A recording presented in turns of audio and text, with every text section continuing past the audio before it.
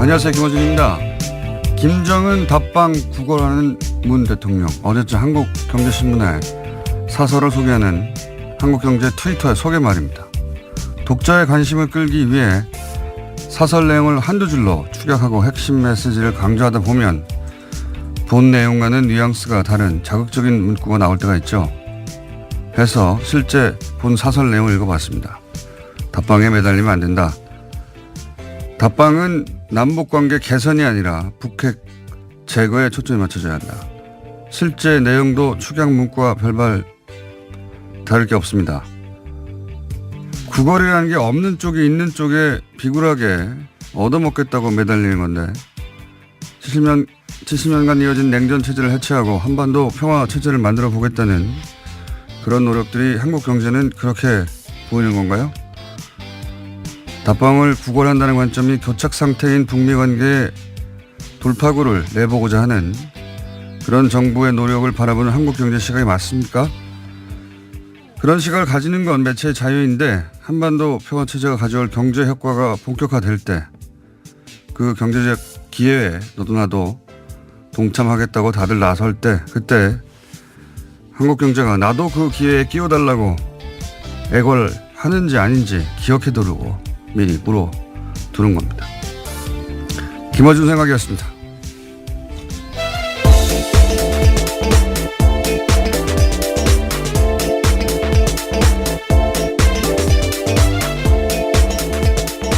시사인의 김은지입니다. 네.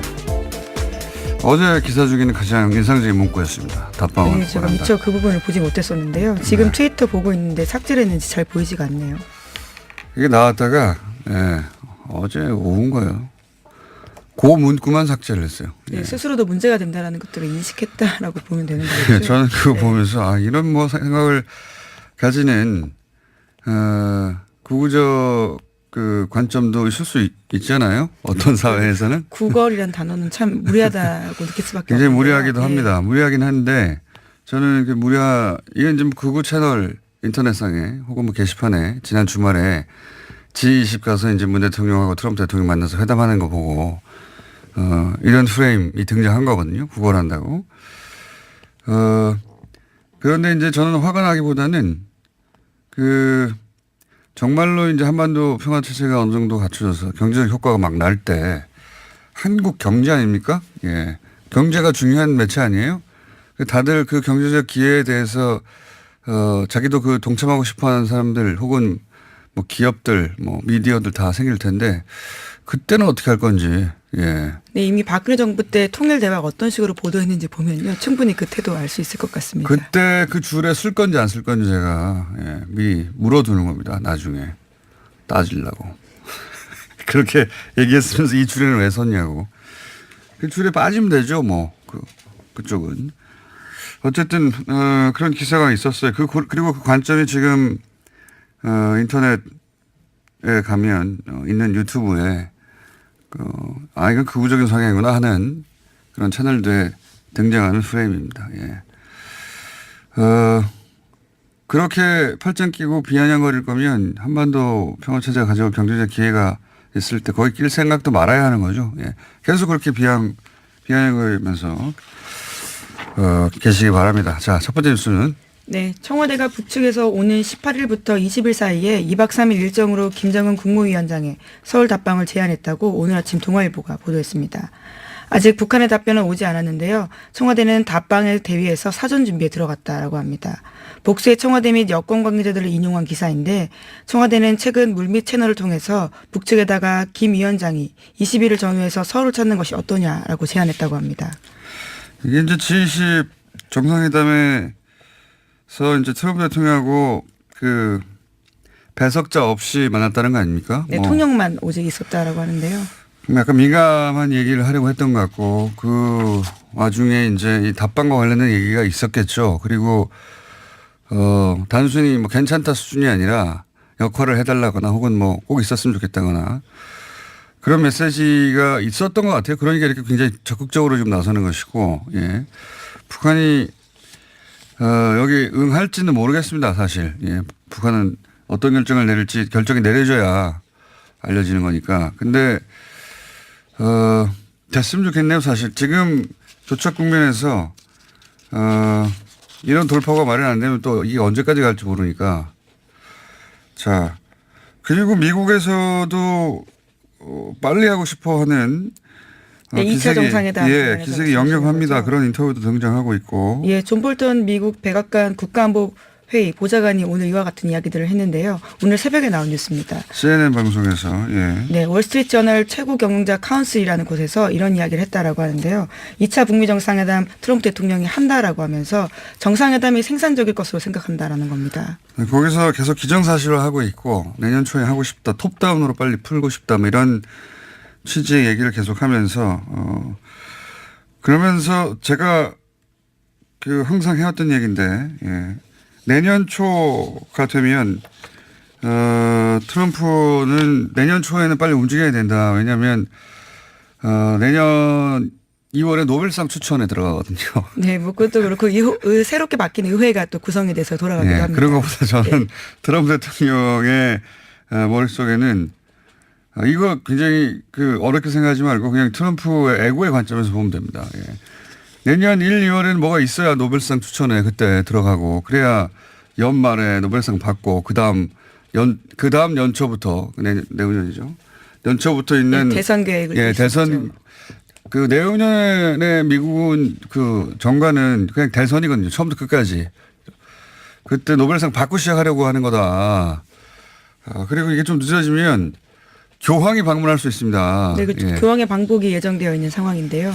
그렇기 때문에 저는 내년 초에 하고자 하는 트럼프 대통령의 의지가 강하고 볼턴도 CNN 보도에 의하면 노벨상 타는 얘기 계속해요. 네, 그렇습니다. 이렇게 이야기했는데요. 북한이 자신들이 싱가포르에서 한 약속들을 완수한다면 트럼프 대통령은 노벨 평화상을 탈 만하다라고 이야기했고요. 지난 10월 달에 토론에서도요.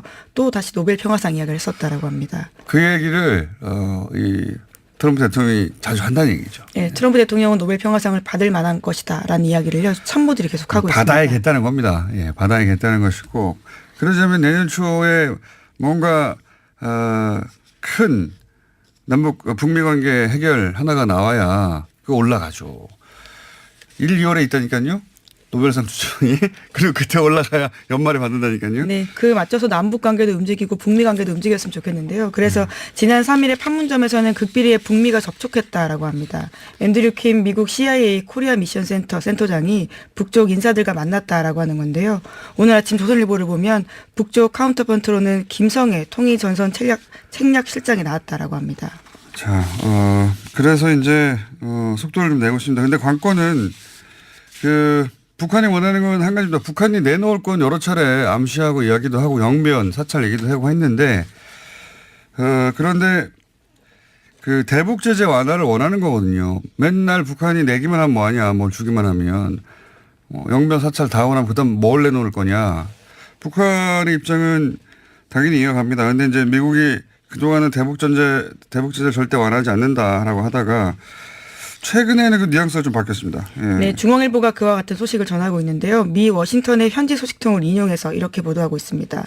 미 행정부 내에서는 북한이 비핵화 과정에서 성실한 조치를 취하면 미국도 상응하는 조치를 내놓을 수 있다라고 하는 건데요. 그것이 대북 제재 일부를 풀 수 있다는 뜻이라고 합니다. 예, 그게 이제 남북 관계의 경협은 이제 건들지 않겠다는 건지 막지 않겠다는 건지 아니면 미국이 직접 일부 제재를 완화하겠다는 건지 모르겠는데 이걸 들고 이제 트럼프 대통령이 2차 회담을 하겠다는 거겠죠. 예. 그리고 이 뜻을 확인해야 북한이 나서겠죠. 근데 이제 그 이야기가 일부 문재인 대통령에 전달된 게 아닐까. 그러니까 김정은 위원장한테 이게 이렇게 될 것 같으니까 답방에서 풀자 이런 제안이 간 게 아닐까. 그럼에도 불구하고 북한의 참모들은 말리겠죠. 결국 김정은 위원장이 이 짧은 시간 내에 오느냐 안 오느냐는 김정은 위원장의 스타일과 결단이 달려있는 것 같습니다. 예. 어쨌든 남쪽에서는 준비하고 있는 거 18일 20일 사이 그러니까 마지막 주 전주에 수목금 예. 네. 그렇게 준비하고 있는 것으로 보입니다. 자 다음요. 네, 재판거래 의혹과 관련된 소식인데요. 양승태 법원 행정처가 배당을 조작한 정황까지 검찰 수사에서 확인됐다라고 합니다. 옛 통합진보당 관련 재판을 특정 법관에게 맡기려고 한 건데요. 배당은 재판의 공정함을 유지하기 위해서 가장 기초적으로 유지돼야 될 방법입니다. 그래서 2008년에서 2009년에 신영철 대법관이 촛불사건 배당에 개입해서 법원이 그 이후부터는 무작위로 전산배당 원칙 강조한 바가 있는데요. 하지만 이번에 사건에서 드러난 바를 보면 사건 번호를 미리 빼놓는 등 특정 재판부를 골라서 사건 배당에 관여했다라는 겁니다. 한마디로 전산 뺑뺑이를 미리 누구 어떤 재판부로 배정할까지 정해놓고 돌리는 척한 전산 조작인 거죠. 전산 조작. 이게 심각한 겁니다. 그래서 저희가 좀 이따 따로 전직 판사, 서교 판사 연결해가지고 요 사안 좀 짚어보겠습니다. 이건 우리는 상상하지 못하던 거였거든요. 네, 재판이 아무에게나 배당이 돼야지 그것이 공정하다라는 외관을 띠게 되는데요. 그것조차도 다 조작했다라는 것이기 때문에 비단 이 사건만 그랬을까라는 의심이 들 수밖에 없습니다. 그 판사 국회에서 판사 탄핵 얘기할 때 이 무작위성이 무너진다고 해가지고 안 된다고 그러거든요. 무작위성은 근데 자기들이 먼저 무너뜨린 거예요. 양승태 사법부가. 예, 특별재판부 도입 논의에 대해서 그렇게 지적을 한 바들이 있는데요. 이미 과거에 됐고 이 사건만 그랬냐라는 의심을 지을 수밖에 없고요. 검찰도 딱 한 번 했겠느냐. 예, 그리고 관련해서는 해당 고법원장 그리고 담당 직원 모두가요. 이런 일들을 했다라고 검찰에 가서 고백했다라고 합니다. 그러니까요. 이게 이제 그 직원들이 했다고 이미 자백을 했어요. 예. 기정사실인 겁니다. 이거 대단한 일인데요, 정말. 네, 그래서 박병대 전 대법관의 혐의 사실에 이런 내용들이 들어가 있다라고 하고요. 구속영장에도 이런 내용들이 올라가 있다라고 합니다. 잠시 후 자세히 짚어보겠습니다. 다음은요. 네, 광주형 일자리 모델이라는 게 있는데요. 임금을 줄이는 대신에 일자리를 늘리고 줄어든 임금만큼 복지 혜택을 채우겠다라는 겁니다. 이 협상안이 최종 추인되면서 광주시와 현대차가 공동으로 투자하는 자본금 7천억 원 규모의 완성차 공장이 만들어진다라고 합니다. 그에 따라서 1만 2천 개의 일자리가 예상된다라고 합니다. 이 광주형 일자리는 이제 광주 지방정부에서 처음으로 주도하는 일자리 사업이라고 주도하는 일자리 사업이어서 광주형이라고 처음에 전 이게 광주리를 말하는 건 줄 알았어요. 예, 지역 광주입니다. 비유인가 뭐 그런데 일단 그게 아니고 정말 광주 도시 광주입니다. 광주 지방정부가 주도한 사실은 최초의 일자리 모델이고 이건 독일에서 있었던 모델이에요. 예. 이 모델 자체는 굉장히 인상적입니다. 근데 문제는 이제, 그리고 아마 일자리를 구하는 청년 층들도 굉장히 반길 것이고 지역사회도 반길 것 같은데, 문제는 노조죠. 예. 네, 현재 민주노총과 현대차 노조가 파업까지 예고하면서 강하게 반발하고 있다라고. 이게 이제 아마도 우려는 급여를 하향 평준화할 것이다. 왜냐하면 이 광주형 일자리 모델에는 급여를 줄이는 대신에 그만큼 지방정부가 복지로 그 부분을 채우겠다는 건데. 근로시간도 줄어들게 되고요. 예, 근로시간도 줄어들고. 그래서 새로운 일자리 10,000개 이상을 만들겠다. 독일에서는 성공했던 모델이에요. 근데 이제, 여기서 독일과의 차이는, 독일은 노조가 함께 동참해서 이 일을 추진했는데, 현재, 현대자동차 노조는 여기 반대한다는 거죠. 예, 이 문제는 저희가 좀 자세히 짚어보겠습니다. 어쨌든, 실질적으로 출범했다. 예, 광주형 일자리 모델이. 자, 네. 과연 될지 안 될지 궁금합니다. 저도 어떻게 될지. 굉장히 새로운 모델이라. 시간이. 예, 하나만 더 전해드리면요. 예. 삼성 노조와의 관련된 재판이 진행되고 있습니다. 여기서 어제 굉장히 자세한 내용들이 나왔는데 노조 압수수색하면서 어떤 식으로 증거를 인멸하려고 했는지 삼성 쪽의 행태들이 자세하게 나왔는데요. 압수수색 맡고 있는 사이에 하드디스크를 차에다 옮겨 싣고요. 그 과정들이 모두 사내 메신저에 남아 있었다라고 합니다. 이건 좀 웃깁니다.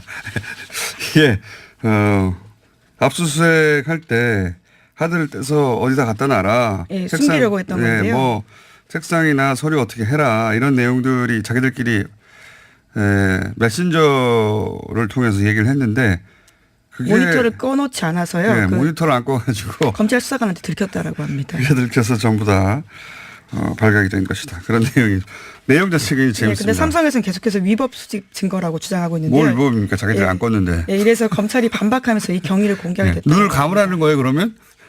눈을 뜨고 있어서 눈에 띄었는데 무슨 위법입니까? 예, 오늘 여기까지 하겠습니다. 네, 시사인 김은지였습니다. 감사합니다. 자, 바로 이어서 이 재판 배당 조작, 예, 잠시 짚어보겠습니다. 서기현 판사 연결됐습니다. 안녕하십니까? 예, 안녕하세요. 이거는 상상도 하기 힘든 거였는데, 예, 전산으로 원래 배당하는 거지 않습니까? 그죠? 예, 전산으로 자동 배당되게 돼 있습니다. 그렇죠. 으로요. 그 판사들은 다들 그렇게 알고 있는 거죠? 네, 그게 원칙이긴 한데 예. 그 배당 예규에 따르면 업무상 불균형이 심할 때는 네. 판장이 협의를 거쳐서 배당을 다르게 할 수도 있긴 합니다. 네. 그거는 근데 다만 예외적인 조항이고 다들 알고 그렇게 하는 건데 지금 이거는 전산으로 배당한 줄 알았더니 그게 아니라 전산 조작을 해서 양승태 사법부가 원하는 재판부에 배당을 했다. 이거 아닙니까? 그렇죠. 이 배당 예고에 있는 거는 관련 판장들의 협의를 거쳐서 이제 동의하에 하는 것이고요. 다 네. 알고 하는 건데 다 알고 하는 그거는 거고. 몰래 자동 배당된 것처럼 꾸미기 위해서 사건 번호를 미리 부여했다는 거거든요. 그러니까 일종의 새치기 배당입니다. 새치기 배당. 사건 번호를 미리 부여한 거죠. 새치기 배당보다 더 강한 게 표현이 필요한 것 같은데 전산 조작 아닙니까? 한마디로 그죠?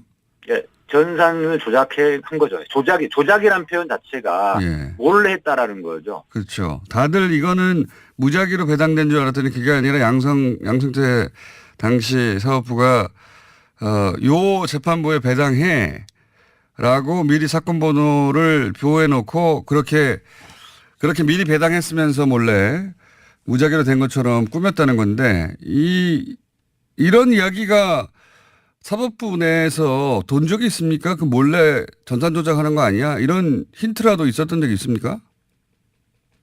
저는 처음 들었는데요. 예. 그러니까 뭔가 배당이 조작되는 것 같다는 의혹은 있었습니다. 아, 그래요? 그래서 왜냐하면 어떤 특정 재판부 즉 법원행정처의 말을 잘 듣는 그런 재판부를 자꾸 배당이 되는 거죠. 어떤 사건 중요한 사건들이 그럴 때마다 마치 너무 우연히 사건에 대해서 우연히 겹친다. 사건에 대해서 정영식 판사에게 배당돼가지고 집행유예 석방돼 버렸듯이. 네. 근데 이런 우연한 일들이 자꾸 벌어지니까 이상하긴 했는데 이런 수법을 쓴지는 몰랐죠. 그러니까 겉으로는 완전히 무작위라고 보여지게 해놓고 전산 조작을 한 건데, 그러면 그렇게 한 번 했다는 게 밝혀졌는데 그걸 한 번 한 걸 한 번만 했겠습니까? 이런 의혹을 가질만 하지 않습니까? 여러 차례 했을 것으로 보이는데요. 예. 이 사건이 유독 예. 부각되게 된 이유는 뭐냐면 그 심상철 고등법원장이 그 전산배당의 주범인데 아하. 이 사람이 서울 고등법원장이 박병대 대법관하고 대학하고 연수원 동기인 거예요. 아, 그렇군요. 그래서 이 박병대가 시켰을 가능성이 많고 그다음에 실제로 이 심상철 고등법원장과 법원 직원을 조사해 보니까 이게 맞다고 인정한 거예요. 그렇게 심상철 전 원장과 그 해당 법원의 직원은 그렇게 한 거 맞다고 시인을 했어요. 그죠? 예, 시인했습니다. 그리고 그 문건이 공개된 것 같습니다. 문건이 발견된 것 같습니다. 그러니까 이 통진다 사건에 관해서 특정 재판부인 형사 6부에 배당하게 해라 뭐 이런 형태였던 문건이 발견된 것 같고 거기에 따라서 조사를 해보니까 그 관계 당사자들이 시인을 또 했고요. 그러니까요. 고건은 시인을 한 것인데 이게 그 재판부에 배당한 이유가 뭘까요? 그 형사 6부의 재판장이 예. 다른 행정재판부인데 행정재판부 예를 들어 6개라고 치면 예. 그중에서 1, 2, 3, 4, 5, 6부가 있다고 했을 때 6부 재판장은 그래도 행정처의 말이 먹힐 만한 재판장이었다고 판단한 거죠. 그래서 그 행정처가 원하는 재판의 결론을 이끌어내기 위해서 그 특정 6부에다가 배당을 하게 한 겁니다. 이게 만약에 이제 그 구속영장 청구돼 있는 상태니까 이게 이 사안이 사실로 밝혀지면 어느 정도의 중죄입니까? 요거는 그 전산 조작한 것 자체가 예. 곧바로 직권남용죄거든요. 아, 명백합니까? 네. 왜냐하면은 이제 그 전산 직원으로 하여금 의무 없는 일을 하게 한 때고 해당되고 또 이런 전산 조작을 한 이유가 뭐냐? 재판 개입을 해서 재판에 행정처가 원하는 재판의 결론을 그렇죠. 얻기 위한 거잖아요. 그렇죠, 그렇죠. 그러니까 재판 개입의 또 다른 유형인데 예. 이것은 해당 재판장이 법원행정처가 원하는 결론대로 재판을 했냐와 무관하게 전산 조작 자체로 직권남용죄가 되는 거거든요. 그렇군요. 근데 이제 기존의 다른 사건들은 자꾸 해당 재판장이 영향을 받았냐가 중요하다 뭐 이런 이야기를 하니까. 그렇죠. 네. 그러니까 해당 재판장이 나는 영향을 안 받았다고 해버리면 입증하기 어려운데. 그렇습니다. 예. 근데 이 경우는 그렇게 영향을 주기 위해서 전산 조작을 했고 그걸 그 관여자들이 실토를 했으니까 이거는 입증하기 쉽겠네요. 그죠? 네, 그렇습니다. 그래서 재판에 개입하는 방식이 직접적으로 해당 재판장에게 이 재판 결론을 이렇게 내려달라라고 요구하는 방식이 있고 이렇게 배당 자체를 조작해가지고 원하는 결론이 나오게 하는 간접적인 방식이 있는데 이 직접적인 방식은 재판장의 머리를 열어보지 않는 한 재판장이 실토하지 않는 한 그렇죠. 입증하기 좀 어렵단 말이죠. 그런데 이 간접적인 배당 조작에 의한 방식은 그 자체로 직권남용이 되는 거고. 그걸 한 이유가 영향을 미치려고 했겠죠. 당연히. 예, 그렇습니다. 예, 영향을 미칠 생각이었는데 이걸 왜 했겠느냐. 이게 훨씬 더 논리적으로 입증이 쉬울 것 같은데. 그런데 이렇게 거기 관여한 심상철 전 원장과 그리고 그 법원의 직원도 시인을 한 상태인데 그게 영장에 포함돼서 청구가 됐는데 그런데 그 대법관들 발부가 되겠는가. 이게 통상적이면 당연히 발부되겠지 생각할 텐데 영장 판사들이 여태까지 발부를 잘 안 했단 말이죠. 사법농단 관련해서는. 어떻게 보십니까? 이번에는? 예. 이번에 보면은 기존에 영장을 계속 기각해왔던 이현학 판사가 이번에 배당이 됐었다가 본인 스스로 회피를 했습니다. 아, 본인 스스로? 예, 왜냐하면 본인이 박병대 대법관의 배석 판사였거든요. 고등법원 그렇죠. 시절에. 예. 그러니까 그 자체로 회피 사유가 되기도 하고 또 그동안 압수수색 영장을 계속 기각했던 것도 있기 때문에 이분이 재판하면 사실 기각될 가능성이 좀 높아질 수도 있지 않습니까? 그런데 그리고 또 본인 스스로도 자기 재판에 대해서 공정하다고 주장하기 어려워지는 상황이 되는 것이고요. 영장 판사가 그래서 바뀌었기 때문에 가능성은 올라갔다. 네, 그렇습니다. 그럼 박병대 고용한 두 전직 대법관 중에 누가 더 구속 가능성이 높습니까? 박병대 대법관이 훨씬 구속 가능성이 높은데요. 예. 임종원 공소장에 보면 박병대 대법관은 공모하요로 기재된 게 31건입니다. 공모하요. 하나. 그리고 양승태 대법원장은 45건. 네. 그리고 고용한 대법관은 18건입니다. 고용한 대법관이 박병대 초장의 후임이었죠. 네, 그렇습니다. 그게 주로 박병대 법원행처 사무처장 시절에 벌어진 일들군요, 이게. 네. 상고법원이 추진되던 시점이 바로 박병대 대법관이 행정처장이던 2014년 2월부터 2016년 2월까지 2년 사이였거든요. 그래서 주로 이렇게 관련된 공모한 건이 워낙 많기 때문에 구속 가능성은 박병대 전 대법관이 높다. 네, 그렇습니다. 마지막 질문 하나만 하면요. 구속 가능성은 얼마나 된다고 보십니까? 박병대 대법관은 이번에 회피하면서 구속 가능성이 80%까지 올라왔다고 생각합니다. 원래 한 60% 생각했는데요. 네. 예. 그리고 전산 조작도 이번에 밝혀졌지 않습니까? 이게 박병대 대법관 시절이거든요. 아하. 80% 보신다. 예. 안 되면 판사님이 책임지시는 걸로. 예. 예, 제가 책임지겠습니다. 어떻게 책임질지는 제가 한번 생각하고 있습니다. 감사합니다. 예, 감사합니다. 서기호 전 판사였습니다. 지금 프랑스에서는 시가 아주 폭력적인 양상으로 흐르고 있습니다. 3주째 이어지고 있는 노란조끼 시위. 파리 현재 나와 계신 인문결 연구소 소장 임상우 소장 연결해서 보고 있습니다. 소장님. 네, 안녕하십니까. 예, 파리는 또 왜 가셨습니까? 하긴 뭐 자주 가시죠. 제가 먼저 네. 여쭤보고 싶은 건 이게 사진은 제가 많이 봤는데 이제 때로 사진이 현장을 과장하기도 하고 거꾸로 사진이 현장을 제대로 전달하지 못하기도 하지 않습니까? 네네. 이번 프랑스 시 같은 경우에는 어떻습니까? 사진이 제대로 전달하고 있는 겁니까? 지금 뭐라 그럴까요? 너무 정확하게 잘 지적을 하셨는데요. 지금 저 프랑스에서도 이 사진이 보여주는 그 이미지가 과연 제대로 그 시위를 보여주었는가, 그렇지 못하는가, 이 부분에 대해서 그 여기 프랑스의 언론들도 굉장히 분석을 많이 지금 하고 있습니다. 저는 예리하군요. 네, 맞습니다. 예. 이해했습니다. 그래서 이제 이게 지금 말씀하신 것처럼 이미지가 제대로 전달을 하지 못하는 그런 부분이 어디 있는가. 그러니까는 그 언론사마다 사진이 찍히는 장면이 있지 않습니까? 그렇죠. 이런 걸 가지고 크로스 체크를 하는, 그러니까는 과연 그들 안에서 이미지가 어떻게 그 무언가를 가리는 혹은 무언가를 부풀리는 이런 것이 있는가. 이 현재 그렇죠. 그 크로스 체킹을 하는 작업이 굉장히 많이 진행되고 이럴 때는 그런 거를 해야지. 안 그러면 가짜 뉴스가 횡행하게 되고. 맞습니다. 예. 그래서 그런 작업들을 이제 프랑스 언론들이 하기 시작했군요. 네네네. 저도 그게 궁금했거든요. 이제 그 멀리 떨어진 것이니까 사진만 봐서는 이거 난리가 난 것 같기도 하고 또는 뭐 특정 장면이 실제로 그렇지 않은데 모든 걸 그런 이미지를 몰고 가기도 하고 하니까 궁금했는데 소장님 보시기엔 어떻습니까?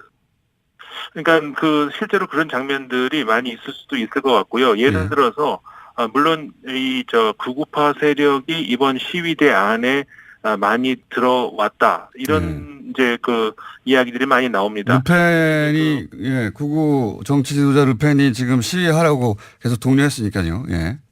네, 맞습니다. 그 독려를 하고 있기 때문에 충분히 이제 그럴 가능성이 많이 물론 있고요. 그런데 이제 그 마크롱 정부가 잘 아시겠습니다만은 극우 세력을 누구보다도 잘 막을 수 있을 것이다라고 하는 국민의 기대에 의해 부응해서 이제 세워진 정부이기 때문에 극우 세력에 대한 어떤 경계 이런 것들은 어디보다 과거 어느 때보다 이제 강하다고 할 수가 있는데요. 근데 그러다 보니까는 그 자칫 잘못된 이미지가 전달될 수도 있는, 예를 들자 한 가지 예를 들자면은 그 노란 조끼 시위대 중에 한 명이 손을 들면서 그 멀리 있는 누군가에게 인사를 하는 그런 장면이 사진으로 찍히다 보면은 이게 마치 그 과거 히틀러 나치 당시에 그 손으로 하는 인사 그것으로 비춰지게 되는 그 장면을 사진을 가지고 이거 봐라, 그 가 이제 여기 이제 참여하고 있다는 증거다, 이런 식으로 이제 그 페이크 뉴스로 만들어지는 이런 것도 있거든요. 대혼란이군요, 한마디로 지금 현재. 그렇죠. 물론 반대의 경우도 있고요. 네. 그러면 오늘은 여기까지만 하고 저희가 시위 양상 더 전개되면 또 한번 연결해 보겠습니다. 프랑스에 한동안 계시는 거죠? 예, 저 다음 주 월요일이면 귀국합니다. 다음 주 월요일.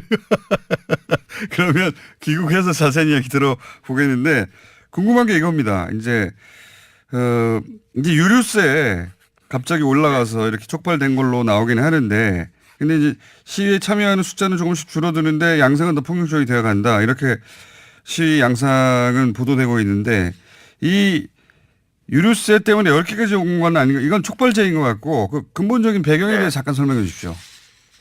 근본적인 배경이라고 하면은 그러니까는 유류세가 말씀하신 것처럼 도화선이고요.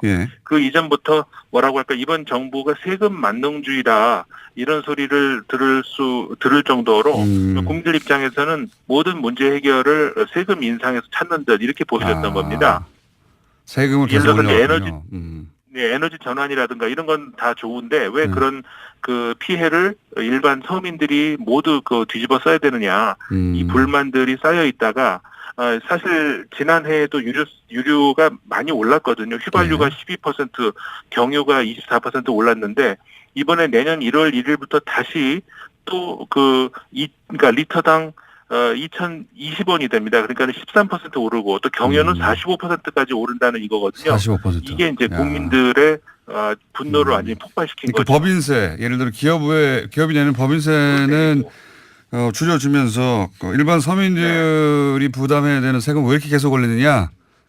맞습니다. 그러니까 부유세는 폐지하고 법인세는 인하하고 이런 그 국민들이 그 부담해야 되는 이런 세금들은 끝없이 올라가고 이런 것들이 이제 그 국민들의 분노를 폭발시킨 거죠. 그렇군요.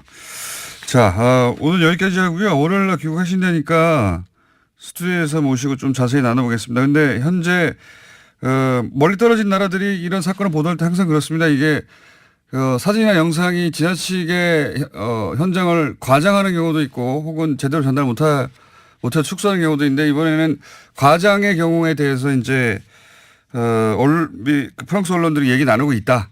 그런 거죠. 네. 예. 그 얘기는 이런 것들을 자세하게 한번 말씀드리겠습니다. 알겠습니다. 그때 모시기로 하겠습니다. 감사합니다. 네, 감사합니다. 네. 파리에 계신 인문결 연구소 임상훈 소장이었습니다.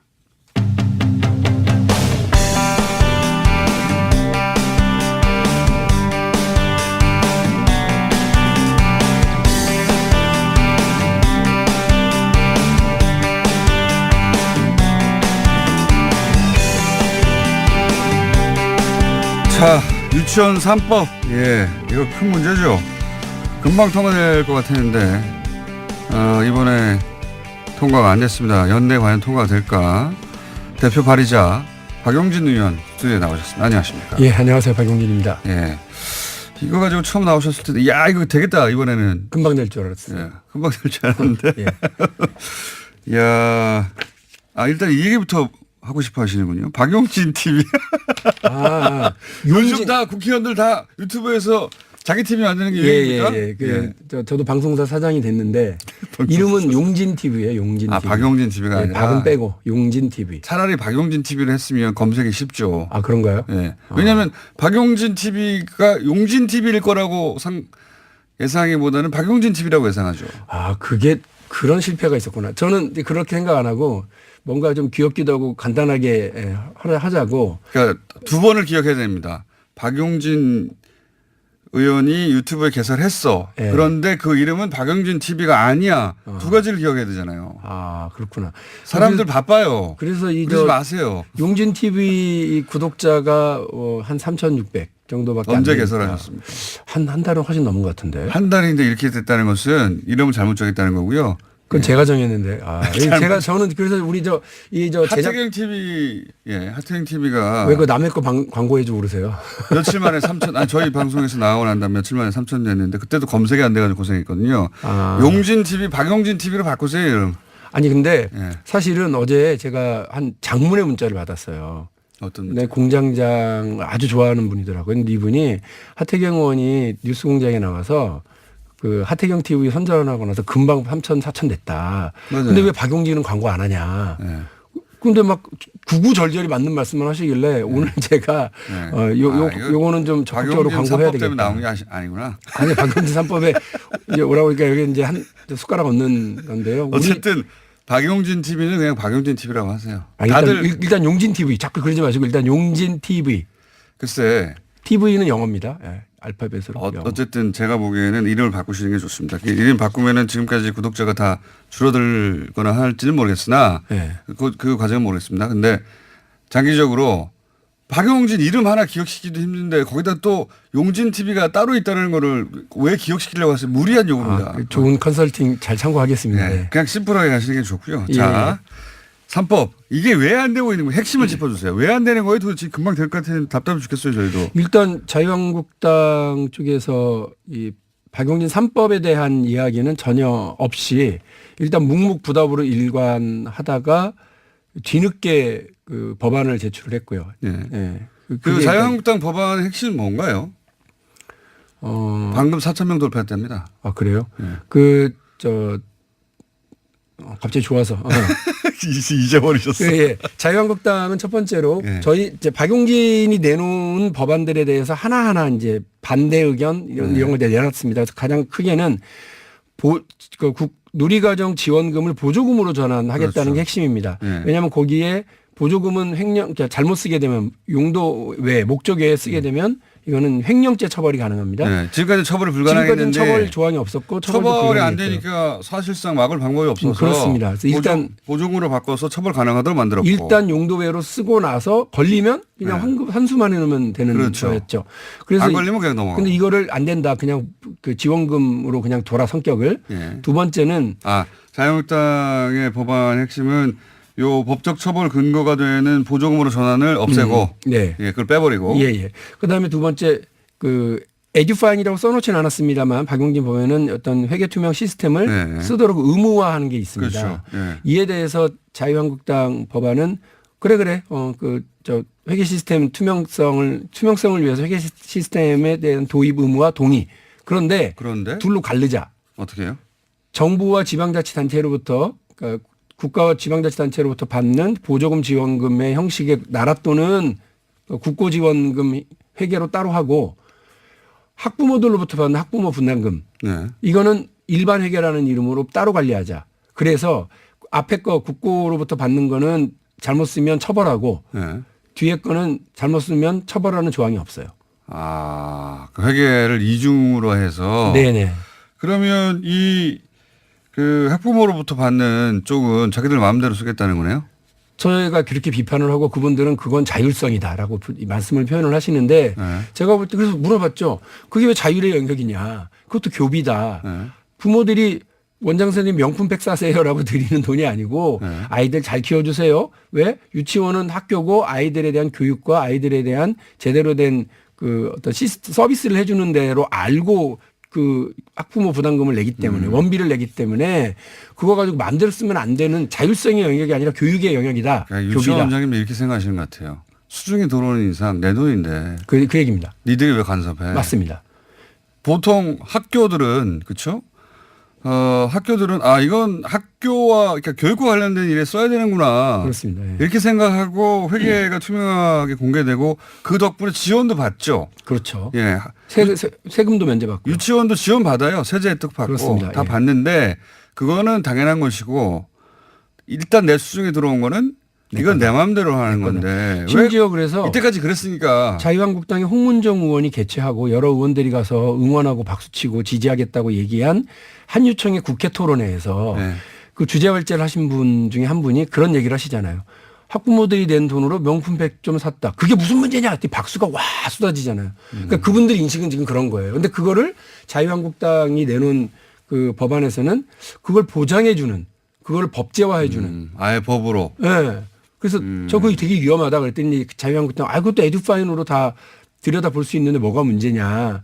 그럼 지금하고 똑같이 하겠다는 거 아니냐. 감사해서 감사에 걸려봐야 알았어요. 어차피 보조금이 아니니까 또. 예. 예. 알았어요 하고 다시 환급만 하는 조치만 하면 끝나는 식으로 교비 관리를 하는 데가 어디 있느냐. 그러니까요. 그랬더니 학부모들의 감시 권한을 강화했다는 거예요.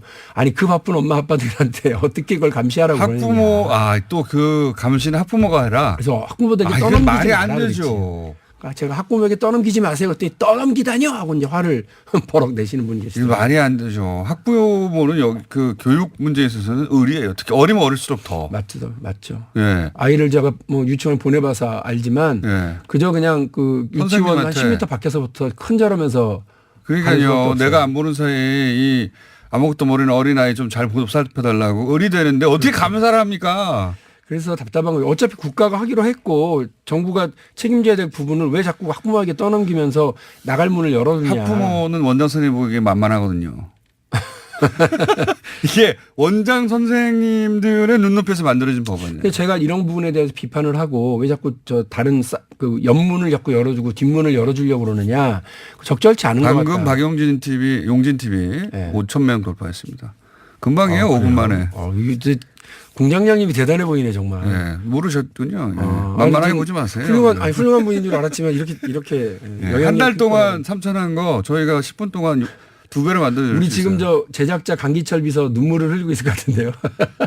박용진 TV로 바꾸세요. 용진 TV 어려워요. 그래요? 예, 알겠습니다. 짧아서 짧더라도 한 번 더 기억해야 되잖아요. 예, 잘 알겠습니다. 그래서 두 가지를 동시에 하려니까. 이것도 급하고 이것도 급하거든. 그렇죠. 예.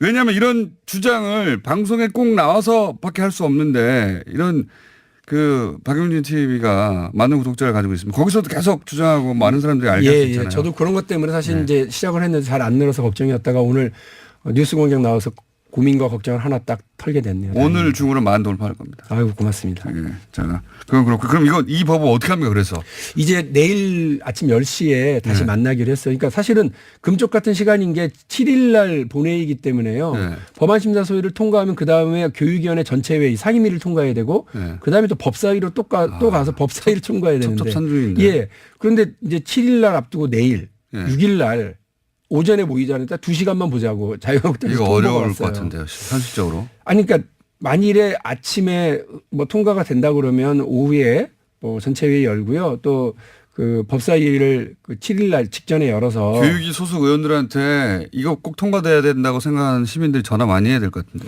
그렇게 좀 해주시면 정말 감사하겠습니다. 예. 근데 그 어떻게든 맞출 수는 있을지도 모른다 내일. 근데 그러려면 한 가지 전제가 있는 거예요. 그저께처럼 모여가지고요. 자유한국당은 우리가 조목조목 지적을 하니까 갑자기 이게 태도를 급변해서 자유경제 뭐 이론학습, 학습장으로 막 전환했거든요. 아. 그렇게 논쟁을 사유재산. 하지 말고. 예. 이거 사유재산이다. 뭐 대한민국이 헌법 질서가 도대체 뭘 근거로 하는 거냐 이런 얘기를 막 하셨는데 그렇게 할 거면 모일 필요도 없고요.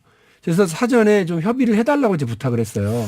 만약에 원내대표들이 좀 나서달라고. 의원님이 이거 노력하시고 또 시민들도 교육위 위원들이 누구지? 알아서 의원실에 전화도 하고 꼭 통과시켜달라고 네. 전화도 하고 하는데 만약에 이게 막힌다 이번에 네. 올해 안에 그러면 교육부는 손 놓고 있을 수 없잖아요. 교육부가 그럼요. 할 수 있는 게 뭐가 있습니까? 교육부가 시행령으로 할 수 있는 게 있지 않습니까? 교육부가 할 수 없는 것은 할 수 누리과정 있는 지원 것과 할 수 없는 것. 누리과정 지원금을 보조금으로 바꾸는 건 법 개정 사안이라서 교육부가 못합니다만 네. 에듀파인 도입을 의무화하고요.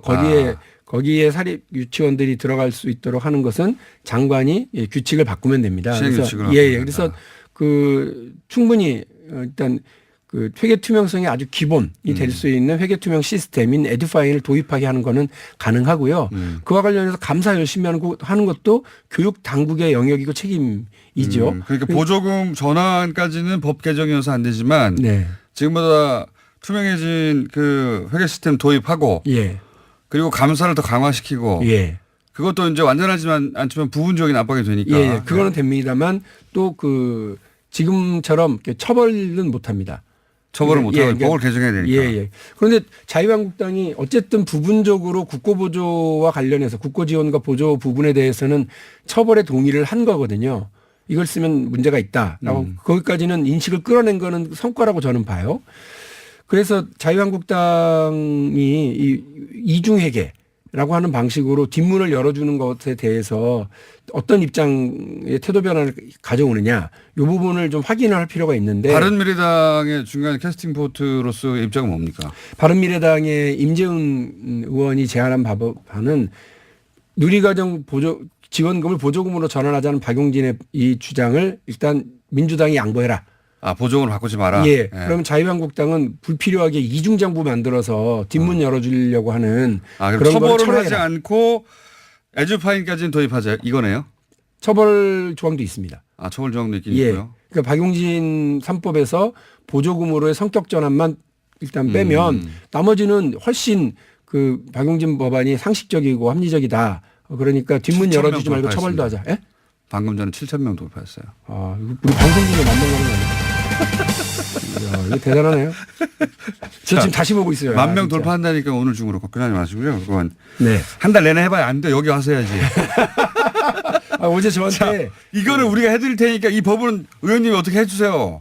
그래서 아니 저는 사실 여러분들에게 여쭤보고 싶어요. 그러니까 의견을 뭐 여기 뉴스공장으로 보내주신 저한테 개인적으로 보내주시든, 그러니까 어쨌든 양보하고 이 법안을 이렇게 부분적으로라도 통과시키느냐, 예. 아니면 원안만 고수할 거냐. 자, 그러면 이거가 궁금합니다. 의견을 주세요. 예. 이게 궁금합니다. 일반인들 입장에서는 이제 선택하려면 알아야 되니까 한 가지는 궁금한데 그 교육부의 시행규칙 수정과 네. 의원님의 이렇게 원안을 약간 후퇴하더라도 그 법안이 네. 합쳐지면 예. 애초에 원하던 효과를 낼 수 있습니까? 어느 정도? 그럼요. 지금보다는 훨씬 낫죠. 아, 그러면 자유한국당이 전혀 움직이지 않는데 네. 바른미래당이 낸 중재안을 받아들이면 완벽하지는 않지만 어느 정도 효과를 낼 수 있다. 아예 없는 것보다 낫지 않냐 이렇게 생각할 수도 있는 거죠. 우리가 한 걸음을 떼지 못할 수 있습니다만 네. 반보를 내리는 건 확실합니다.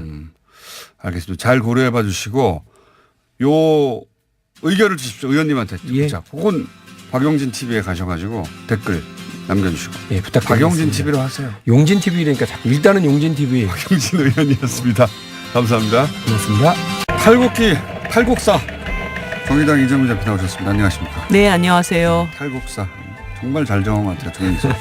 이거 문자 보내주신 분에게 개인적으로 감사 문자 보내세요. 예, 누가 그걸 보더니 저한테 복길이 닮았다고. 이게 전원일기의 음악이거든요. 탈탈탈탈. 자, 또 연말이다 보니 뭐 많습니다. 그중에 몇 가지 이슈 먼저 짚고 지금 현재 바른미래당, 민주평화당, 정의당이 지금 농성에 들어가 있으니까 예, 이건 메인으로 잠시 후에 짚어보겠습니다. 네. 예, 먼저 남북미 네. 급하게 움직입니다. 답방 얘기도 나오고 어떻게 예. 보세요 전체적으로? 12월 달이 굉장히 핫한 한 달이 될 것 같은데요. 네. 일단 한미 정상회담에서 미국 측이 예. 김정은 위원장의 답방을 예. 환영한다. 예. 이렇게 얘기를 했습니다. 사실 남북 사이에 너무 속도 조절 안 하고 미국하고 같이 논의 안 하고 너무 앞으로 쭉쭉 나가는 거 아니냐. 예. 답방 이런 포함하여. 예, 이런 논의들 우려들이 있었죠. 그리고 네. 그런 것들 때문에 속도 조절을 해야 된다라고 이렇게 발목을 좀 잡는 그런 세력들도 있었는데 미국 입장에서는 어찌됐던 내년 1, 2월 네. 빠르면 1월 초도 예상을 네. 하고 있던데 북미 간의 대화를 진전시키겠다라는 의지를 확인할 수 있었고 그러니까 당신들이 뭐라도 빨리 하라는 거 아니에요? 네, 지금 그리고 남북 가장 관계. 중요한 것은 답방을 통해서 미국의 메시지를 전달하겠다라고 하는 이런 것이 트럼프 대통령이 문재인 대통령이 뭐라고 했겠죠 아마 네, 전달해달라는 얘기. 예, 그런 거고 그런 1월달 북미 대화를 예상해 볼 때 그 메시지가 전달이 되고 북한 측에서도 그러면 미국을 만날 때 어떤 실무적인 준비가 필요한지에 대한 판단이 서야 되고 이런 시점들을 계산을 해보면 12월 달에 답방이 추진되지 필요하다. 않겠는가 네. 그렇게 보고 있습니다. 김정은 위원장의 결단에 달려 있는 거죠. 예. 네. 아마 그쪽 참모들은 말리겠죠.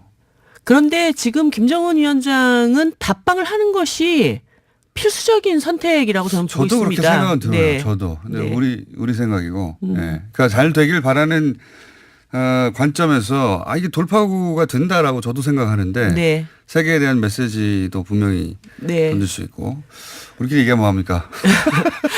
그래서 저는 좀 이제 정부 쪽에서는 네. 답방을 실질적으로 준비하고 있을 거라고 봅니다. 진작부터 준비는 해왔다고 해요. 예, 물 그래서 밑에서. 뭐 지금 벌써 18일, 19일, 20일 네. 이런 그 날짜까지 구체적인 흘러나오고 일정까지. 있기 때문에 국회가 예산안 처리 직후에 이 국회 연설 문제를 시급하게 좀 준비를 해나가야 된다라는 게. 국회 연설이 이루어지는 것까지는 문제가 아닌데 거기서 예를 들어서 보수야당에서 벌떡 일어나서 소리 지른다든가 제가 1대1 마크 해야죠.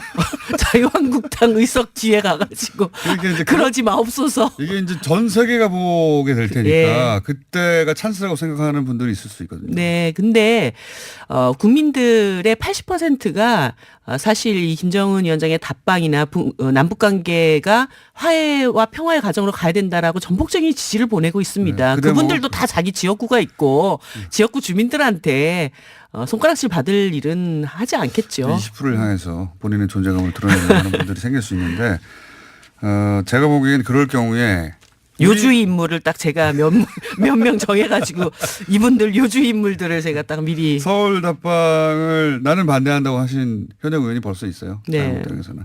그런 분들이 이제 나와서 한마디 할 수 있는데 잘 마크해 주시고요. 네. 자, 사법농단 건도 큰 건이 터졌습니다. 이때까지는 피부에 잘 안 와닿다가 전산 조작해가지고 네. 찍어가지고 재판부 배정했다. 네. 이거는 그렇게 할 수 있다는 건 예전에도 했을 수도 있고 한 네. 번이겠느냐. 그렇습니다. 그것만 했겠느냐. 이게 재판부 전체 신뢰를 와르르 무너뜨리는 거거든요. 네, 그래서 지금 이 탄핵 문제를 더 이상 미룰 수 없는 문제로 저는 보고 있고 어저께 정의당에서는 탄핵 대상 명단까지 한번 추려봤습니다. 그리고 더불어민주당도 다음 주 정도에 탄핵 명단 리스트를 한번 짜보겠다라고 얘기가 나왔고 민주평화당도 탄핵 당론을 이제 정했기 때문에 일단 탄핵안 발의를 시급하게 일단 하는 것이 필요하다. 예산안 끝나고 나서. 예. 그리고 나서 정기국회가 끝나는데 내년에 하는 겁니까 그럼? 아니요. 임시국회가 또 임시국회. 12월 달에 열릴 수밖에 없습니다. 왜냐하면 12월에 좀 다뤄야 될 안들이 몇 가지가 더 있기 때문에 거기에서 좀 탄핵안을 올려놓고 국민들한테 입법부가 이 사법부 농단 문제를 바로잡으려고 하는구나 이런 의지를 좀 보여줘야 되고 사실 저는 탄핵안을 발의하고 통과시키는 거는 국회가 좀 더 의지를 내면 가능하다고 보는데 가장 큰 난제가 하나 있습니다. 그게 바로 여상규 위원장입니다. 법사위원장이요. 예. 이게 어떻게 돼가지고 이 법사위원장이 하필 탄핵소추위원장이 돼야 되거든요. 그분이 또 판사 출신이고. 네. 그러니까 본인이 동의하지 않는 탄핵안을 들고 헌재로 가야 되는 거 아닙니까? 네. 그러면서 이분이 탄핵안을 결의했던 법관회의 이런 데 다 해산해라 이러고 지금 막무가내로 나오고 계시기 때문에 이 법사위원장 너무 아쉽습니다. 그 당시에 왜 자유한국당이 이걸 넘겼는가. 그것도 그렇고 네. 어쨌든 그건 지나간 일인데 네. 이제 통과되면 본인이 그걸 들고 가야 되잖아요. 네. 성실히 하겠는가. 그러니까요. 네. 아마 제가 볼 때는 탄핵 소추안 자체를 그냥 뒷무게지 않을까. 아니, 소추안 들고는 가야죠. 본인이 개인적인 생각과 상관없이 의무니까 들고는 가야 그 되는데. 스타일로 들고 갈까 싶기도 해요. 성실히 하게. 아까 본인이 사퇴하면 되죠. 예, 하기 싫으면. 그러니까. 성실히 그러면 재판에 임하겠는가. 그런 걱정이 있긴 있습니다. 자, 근데 탄핵이 그러면 그 12월 임시국회에 소추안이 상정될 수도 있다. 네, 저는 상정될 수도 있다가 아니라 그렇게 해야 한다. 예. 예. 자, 이제 10분 남았는데 10분 동안은 요거에 집중해 보겠습니다. 이제. 예. 요거 이제 그 일반 국민들은 피부에 잘 와닿지 않지만 특히 그 야당한테는 굉장히 민감한 문제입니다. 예. 왜냐하면 민주당과 자유한국당은 지금 한 발 빼고 있어요. 전체적으로. 네. 자유한국당은 민주당한테 떠넘기고. 네. 자유한국당이 네. 한두 달 전에는 좀 안 그랬습니다. 그래도 어떻게 선거제도 지지율이 조금 바꿔가지고 올라가잖아요, 예, 지금. 어떻게 좀 기사회생 해볼 방법이 없을까 했다가 요즘 지지율이 다시 올라가니까 이제 더불어민주당은 완전 때리게 하면서 그거 내 표로 다시 갖고 와가지고 예전처럼 영광을 회복할 수 있다. 이런 지금 꿈에 사로잡혀 있죠. 그러면서 더 소극적으로 됐죠. 예. 소선거구제에서는 지지율이 높아서 1등할 확률이 높아지면 네. 여기에 관심이 줄어들 수밖에 없거든요. 네. 그래서 지금 1당, 2당은 여기에 관심이 적어요. 네. 적고 바른미래당, 민주평화당, 정의당, 야3당이 지금 농성에 들어갔습니다. 네. 이 연동형 비례대표제 안건을 처리해야 예산안도 통과된다. 여기서 그 쟁점이 크게 두 가지 나옵니다. 하나는 이게 예산안과 연결된다는 게 맞냐. 이건 말도 안 된다라는 게 이해찬 대표의 입장, 이건 네. 민주당 입장인 것이고요. 예. 그거 하나가 있고 또 하나는 내용으로 들어가서 이게 이제 민주당에서는 권역별 비례대표 얘기하고 그리고 야3당에서는 연동형 비례대표 얘기하는데 이해가 어려워요. 뭐가 다른 건지 도대체. 예? 제가 사실 두 번째 거는 지난주에 나와가지고 잠깐 말씀을 드렸는데 네. 연동형 비례대표제라는 상품을 네. 6개의 봉지 권역별에다가 따로따로 담을 거냐 네.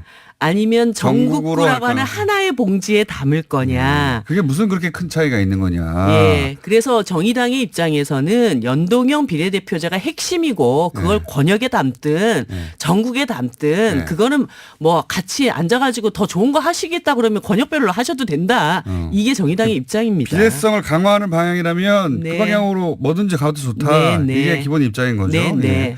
자, 그럼 그건 좀 이따 하기로 하고 그 앞에 왜냐면 이거 설명이 길어요. 좀. 예. 그 앞에 예산안. 연동한 거. 네네.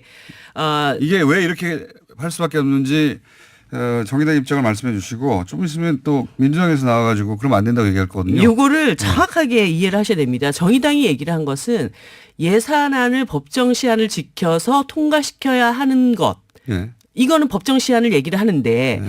왜 선거구제 개편 문제는 법정 시한을 지키는 것에 대해서 얘기를 안 하느냐. 얘기를 안 하고 소극적이냐. 네. 그래서 예산안 만큼 선거구제 개편도 시한이 있는 문제다. 네. 예를 들어서 올해 10월 달에 선거구 획정위원회가 구성이 돼야 됩니다. 예. 그리고 내년 4월 달에 선거구가 이렇게 이제 네. 정해졌습니다라고 국민들한테 알려드려야 돼요. 예. 이 두 가지의 법정 시한이 있어요. 그래야 총선을 치르니까. 네네. 그런데 이거는 하세월이에요. 그래서 19대 국회 때도 이 시한을 다 어기고 네. 19대 국회 말에 네. 선거구 논의를 하다가 결국 시간에 쫓겨가지고 어떻게 됐냐면 그 당시에 비례성을 강화하자라고 논의를 시작했는데 그 당시 비례대표 54석이 네. 47석으로 오히려 줄었습니다. 개학이 됐어요. 네.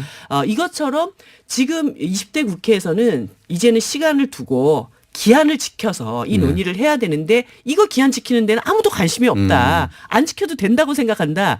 이걸 강조를 했던 둘 다 것입니다. 중요하다. 네. 근데 지금은 그 무기한 농성이기 때문에 이게 안 되면 예산 통과도 안 된다라는 기본 입장으로 이제 밖에 비춰지고 그 있는데 예산 통과도 네. 이거를 아셔야 됩니다. 법정 기한 넘긴 거는 네. 자유한국당이 그렇죠. 이 일까지 못한다. 이렇게 해서 법정 기한 넘겨버린 거예요. 배째인 거죠. 원래 네. 그 법정 기한을 못 지킨 거는 자유한국당 때문입니다. 예. 그리고 나서 지금 소위 예산안 소소위라는 곳에 들어가서 교섭단체 3당이 앉아가지고 국민들은 도대체 예산안이 어떻게 처리되는지 아무도 모르는 상태에서 넣고 빼고를 계속하고 있는 거예요. 그 기록도 안 남습니다. 맞습니다. 소소위는. 회의록도 없습니다. 소소위는 법적 기구가 아니에요. 네. 예.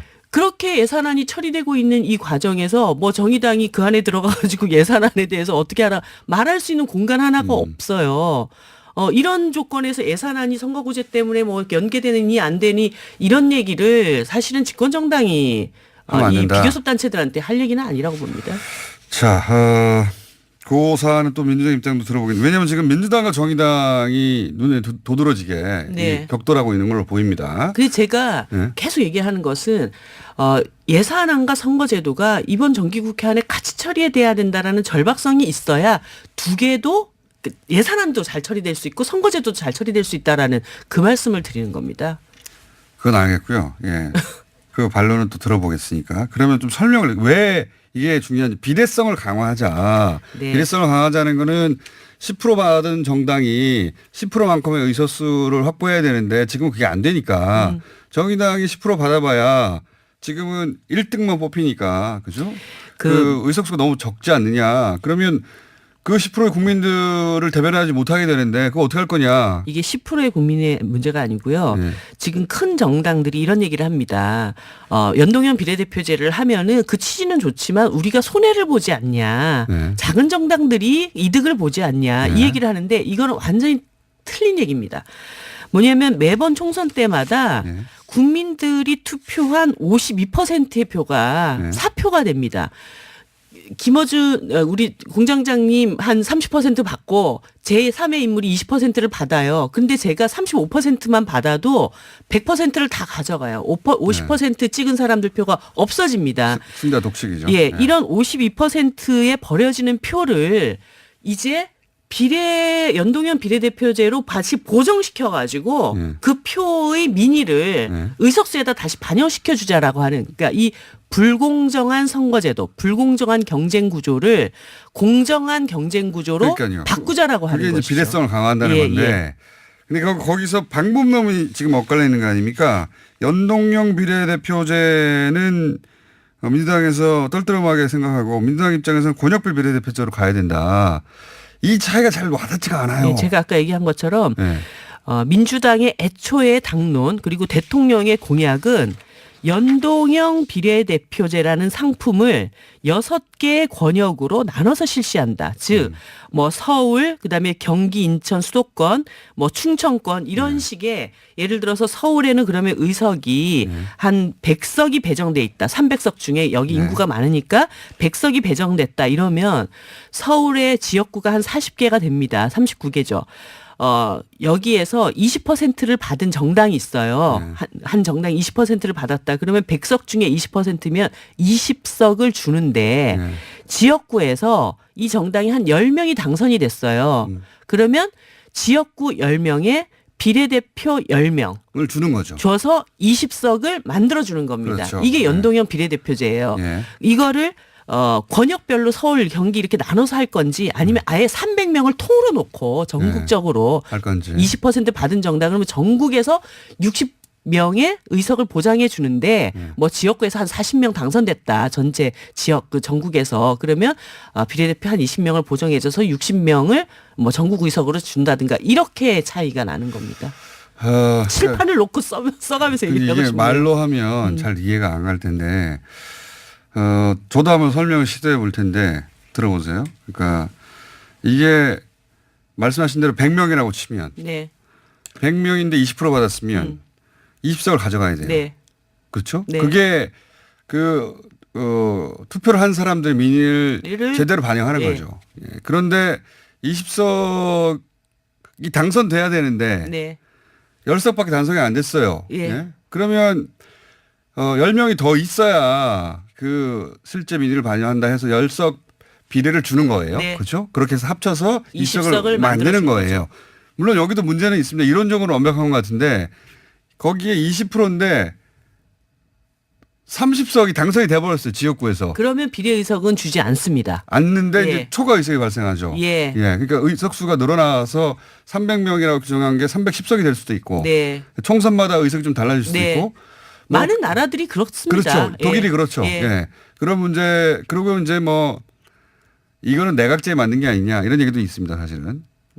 뭐 그건 또 다른 이야기이긴 네. 한데 거기까지 가면 1시간 걸려요. 한 시간 여기도 또 비례와 지역구를 분리해서 하자 일본처럼 아예 각각 예. 병렬로 하자. 예. 그게 이제 지금과 같은 방식이에요. 지금 네. 47석 안에서 비례득표율만큼 나눠주는 그거를 뭐 비례의석 수를 조금 더 늘려가지고 하자라고 하는 건데 지금 이 연동형 비례대표제는 지역구에서 선출하는 선거 방식이 한 표만 더 많아도 지역구 의석의 100% 민의를 다 가져가는 이 불합리성을 비례로 보정해 주자는 그렇죠. 뜻이기 때문에 그러면 비례가 또 많아져야 돼요, 제법. 네. 그러니까 지금 뭐 50몇 석, 47석 이렇게 된다면 이걸 한 100석 정도는 돼야 네. 그렇게 나눠줄 거 아닙니까? 그래서 중앙선관위가 지금 현행 그 300석을 2대1로 지역구에서 한 200명 뽑고 그다음에 비례의석 100석을 가지고 보정해 주자 이 안을 냈고 그러면은- 문재인 대통령께서 이 안이 가장 합리적인 안이다라고 선거 공약을 하신 거예요. 이게 문제가 뭐냐. 그렇게 되면 지역구가 한 50석 줄어들어야 되는 거예요. 네. 그러면 국회의원들이 내놔야 되는 겁니다. 네. 이래서 국회의원들이 싫어하고 네. 그래서 저희가 그거를 조금 더 그럼 의석수를 늘려가지고 그러면 의석수를 그럼 350으로 늘려버리자. 예, 반발을 조금 줄일 예. 수 있는. 그러면 또 국민들이 그러니까 국회의원 의석수가 늘어나는 거에 대해서 부정적인 시각이 그래서 있어요. 이게 그래서 어려운 거예요. 전체 세비 총액을 350석이나 360석으로 늘리면 300석으로 들어갔던 예산으로 돈을 묶어두고 깎아서 예. 사람은 늘어나면 돈을 깎아서 해결하면 오히려 되는 거 아니냐. 그렇게 되면 예. 특권도 줍니다. 그 국회의원에게 투입되는 자, 돈이 적어지기 때문에 이런 논쟁 중입니다. 네. 여기까지 전달은 된 것 같고 그거를 정의당과 지금 민주평화당 바른미래당이 그리고 지금 아니면 안 된다는 거예요. 이 언제 30년 할 만에 거냐, 이거. 찾아온 정치개혁의 호기를 이게 역대 대통령, 민주정부 대통령들께서 전부 약속하셨던 겁니다. 문재인 대통령도 공약 때 이런 얘기 했으니까 약속을 지켜라. 예, 이런 그리고 얘기고요. 이 공약, 핵심 공약을 민주당이 나서서 더 적극적으로 하려고 해야지 왜 정의당이 이렇게 죽기 살기를 해야 되냐고요. 자, 여기까지가 정의당의 핵심 주장이었습니다. 그래서 농성하고 있다. 민주당이 더 네. 적극적으로 나서서 네. 진짜 뭐 자유한국당 핑계 대시지 말고 자유한국당 의원들 한 명 한 명 만나서라도 야 진짜 정치를 이렇게 좀 할래 이러면서 하셔도 부족한 거예요. 근데 정의당이 지금 모든 의원님들 한 명 한 명 다 만나고 있죠. 정개특위 하고 있죠. 농성하고 있죠. 정의당이 제일 애가 타잖아요. 사실 지지율에 비해서 제일 의석수가 작으니까. 자, 여기까지 일단 하겠습니다. 수요정 민수 정의당 이정미 대표였습니다. 네, 감사합니다. 자, 바로 민주당 입장도 들어보겠습니다. 조금 전도 아니죠. 약 10초 전에 이정미 대표가 연동형 비례대표제 문재인 대통령 공약 아니었냐. 비례성 강화하자는 건 민주당의 오랜 당론 아니냐 얘기했습니다. 민주당의 반론 들어보기 위해서 김경엽 의원 모셨습니다. 안녕하십니까? 안녕하세요. 남북경협 김경엽입니다. 이름을 외우게 하기 위해서. 예. 예. 자, 방금 들으셨죠? 내용은 네, 뒷부분을 약간 들었습니다. 뒷부분. 예. 핵심은 첫 번째는 우선 공약 아니냐. 그리고 세 가지를 여쭤볼게요. 하나는 그 예산과 지금 이 문제 연동에 대해서 민주당 입장이 뭔지. 예. 두 번째는 대통령 공약이었는데 왜 안 지키냐. 예. 이걸 민주당이 더 적극적으로 나서서 해야지 정의당이 지금 이 일을 하고 있다. 예. 세 번째 연동형 비례대표제와 권역별 비례대표제. 민주당은 권역별 비례대표제를 얘기하지 않습니까? 네. 차이가 무엇이길래 이렇게 하는 건가? 왜 예. 이쪽으로 하는 건가? 예. 결국 비례성 강화하자는 건 똑같은데 예. 이 세 가지만 답변해 주십시오. 우선 빠른 시간에 답변해 주세요. 우선 예산과 연계하는 문제는 명분도 실리도 잃는 대단히 이것은 무리수, 악수라고 봅니다. 근데 지금 아니면 안 된다. 이런 시급성이 있지 않습니까? 그렇지는 않습니다. 예산안은 12월 2일까지고요. 네. 이것은 법정으로 시한이 있는 겁니다. 그리고 사실 선거제도는 법적인 시한은 사실 예비후보 등록이 들어가기 전까지만 되면 되는데 가능하면 빠를수록 좋다는 생각은 우리도 가지고 있습니다. 그래서 이것은 정개특위 활동 기간이 12월 말까지이기 때문에 1차적으로 12월 말까지 시간 여유가 있고 또 6개월 연장도 가능합니다. 그러니까 이것을 지금 현재 예산안하고 연계시키는 것은 대단히 불합리하고요. 그다음에 우선 이 선거제도의 문제는 국민들 입장에서 보면은 이건 정치권의 밥그릇 싸움으로 보입니다. 그런데 예산안은 일자리, 민생, 복지, 국민들의 밥그릇입니다. 성격이 다르다. 그렇죠. 전혀 성격이 다른 문제고요. 정치권의 밥그릇 싸움을 위해서 국민들의 밥그릇을 찬다라고 보는 거지요. 이 예. 타이밍을 놓치면 결국은 흐지부지 될 거 아니냐 이런 우려를 하는 거죠. 실제 그래 왔으니까 과거에는. 그것은 이제 선거제도에 수많은 논의가 있었죠. 그런데 성공하지 못했습니다. 저희도 이번 기회가 대단히 중요하다고 생각하고 좋은 기회다라고 봅니다. 그래서 이번 정개특위를 구성하면서 일단 12월 말까지 최선을 다해서 이 부분에 합의를 이뤄내자라는 것이고요. 그런데 여기서 사실 합의가 안 된다 그러면 또 연장하면 6개월 또 된다. 연장이 될 수 있습니다. 그런 문제라고 봅니다. 자, 그러면 문재인 대통령 후보 시절에 연동형 비례대표제 많이 얘기했지 않느냐. 공약을 지켜라. 우리 당의 오래된 공약은 정당 명부식 권역별 비례대표제인데요. 어려워요. 예. 정당 명부식 권역별 비례대표제. 네. 근데 이게 이제 공약으로 딱 명시된 공약입니다. 그런데 이제 공약은 정당 명부식 권역별 비례대표. 예, 권역별 비례대표제. 그런데 이게 이제 특정 정당이 특정 지역을 싹쓸이하는 것을 막고 일정 정도 지역 구도를 타파하기 위해서 노무현 대통령 때부터 이 부분을 계속 주장을 해왔던 것이고요. 지난번 대선 때에 문재인 대통령이 연동형 비례대표도 수용할 수 있다. 그런데 이게 권역별 비례대표와 연동형 비례대표가 서로 배치되는 개념이 아니라 권역별 비례대표제를 하면서 여기에 연동형을 가미할 수 있습니다. 그런데 이제 문제는 여기에서 발생하는 게 지금 현재 소수 정당 3당이 주장하는 것은 100% 연동형으로 하자 지금 이건데요. 차이가 뭡니까? 100% 연동형을 하게 되면 어떤 문제가 발생하냐면은 정당 득표율을 50% 얻고 나서도 비례를 한 석도 못 가져갈 수가 있습니다. 아, 예를 들어서 그 지역의 지역구 다 가져가면 당선자가 많으면 그러니까 그럴 지역구 수도 당선자가 50%가 당선됐다. 그리고 정당 득표율이 50%다. 그러면은 비례를 한 석도 못 가져가게 되는 겁니다. 그러니까 결국은 이 문제는 뭐냐면 1, 2당은 잠깐만요. 예.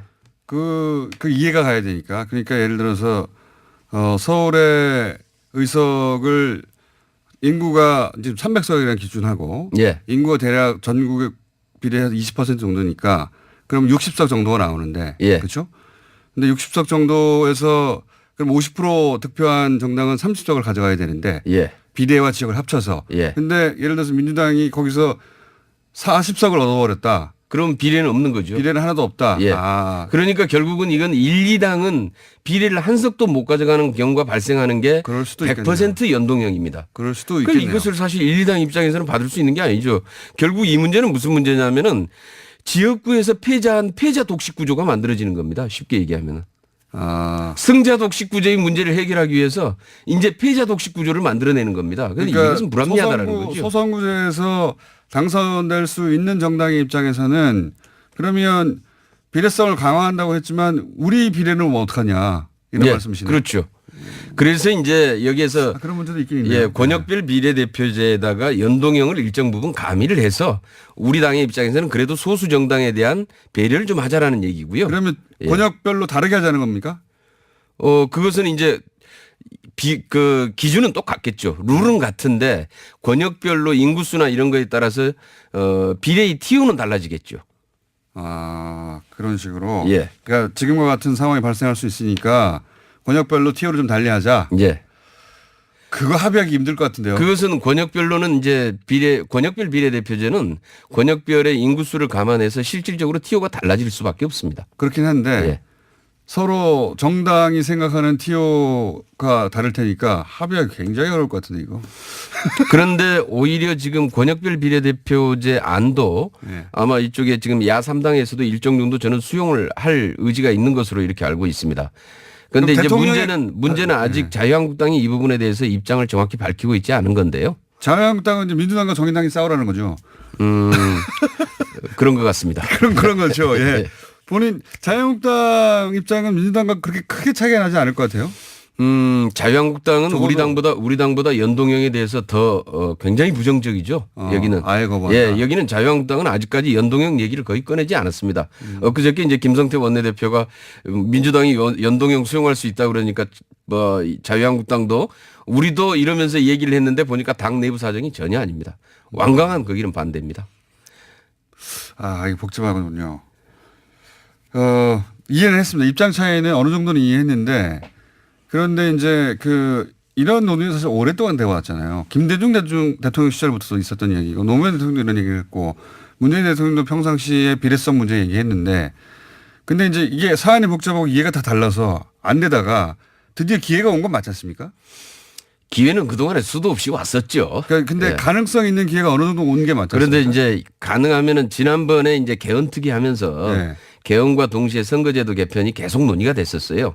그래서 이런 방안들도 같이 논의가 됐었습니다. 그래서 대표성과 비례성을 강화해야 된다라고 하는 이런 원칙에 대한 합의 이런 건 있었는데 이게 이제 연동형을 하더라도 과연 연동형을 몇 % 연동형을 시킬 건지 아니면은 여기에서 의원 정수를 어떻게 할 건지 지역구와 비례의 비율을 어떻게 조정할 건지 문제는 이런 안이 하나도 지금 논의가 안 되고 있는 거죠. 근데 지금 안이 나와 있질 않는 거죠. 알겠습니다. 현실적 어려움은 알겠는데 그러면 지금 야3당이 농성을 하고 있지 않습니까? 저걸 풀어야 어쨌든 예산안을 통과시키지 않습니까? 어떻게 해요?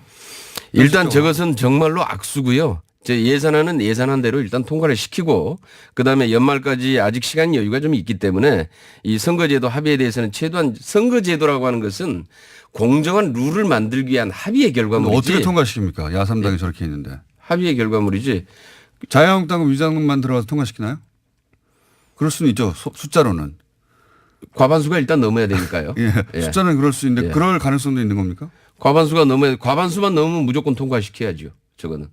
지금 왜냐하면 이미 지금 법적인 시한을 넘었었습니다. 저거는 그건 맞습니다. 국회 해산해야 될 일입니다. 저거는. 예. 자, 의원님 오늘 쟁점은 이해했고요. 근데 디테일을 들어가면 엇갈릴 것 같으니까 저희가 다음 주에 요거 토론회를 한번 마련해 보겠습니다. 예. 그때 선수로 출전해 주시기를. 예. 한번 자리를 한번 마련해 주시죠.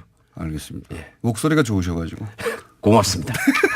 뉴스공장에 처음 나오셨는데 예, 목소리가 라디오에 딱 맞는 것 같습니다. 예. 내가 처음인가요? 두 번째 나왔을 텐데. 두 번째인가요? 예. 아, 그렇군요. 예. 예. 아, 그렇군요. 이 사안으로는 처음 나오셨는데 다음 주 저희가 한번 마련해 보겠습니다. 그래서 야당과 다 함께 모여가지고 마련해서 한번 끝장 토론을 한번 해보시죠. 터지게 싸울 것 예. 같은데 굉장히 시끄러운 토론 예상됩니다. 자, 오늘은 여기까지 하겠습니다. 감사합니다. 예, 고맙습니다. 김경엽 의원이었습니다. 불친절한 AS. 예. 제가 박용진 의원이 만든 용진TV 금방 10,000명 될 거라고 오늘 중으로 했는데 오늘 중이 아니라 방송하는 도중에 돌파했습니다. 예. 10,000명 돌파했습니다. 이런 문자를 보내셨네요. 예. 공장장 오늘 아니라니요. 우리 힘을 과소평가하네요. 예. 청취자분이 저한테 화가 나신 거네요. 어쨌든 금방 돌파했습니다. 예. 예. 자, 유치원 3법 응원 지지 어떻게 해야 되나요? 정말 답답합니다. 어떻게 해야 할지 알려주세요 하는 문자 많이 왔는데요. 교육위 위원 소속 의원들에게 의원실로 전화해서 꼭 통과시켜달라고 하시면 되고, 예, 그거는 시민으로서 정당한 참여죠. 예, 욕은 하지 마시고요. 그리고 6657 버스 뉴스공장 틀어놨습니다. 안양마을 8번 버스 빵빠레 나오니까 소리를 높이시기까지 하는 기사님 화이팅. 예. 파리인데 파리 계신 분이 문자 보내셨네요. 호텔 앞에 낙서, 예. 쇼 윈도우 깨진 상점 많습니다. 역시 평화적이었던 우리 촛불이 갑입니다. 예. 맞아요.